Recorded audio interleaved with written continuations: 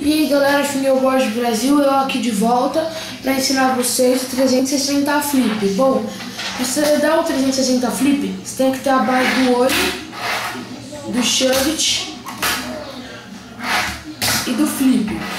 É quase a mesma coisa que o hard flip, só que você dá mais giros.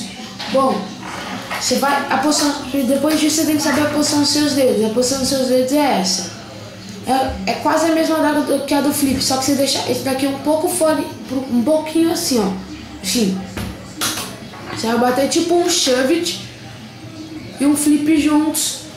Aí ele vai ser, por exemplo, porque no varial flip, você bate pra ele dar o flip totalmente, né?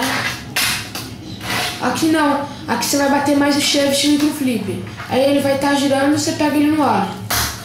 Ó, vou fazer aqui. Viu?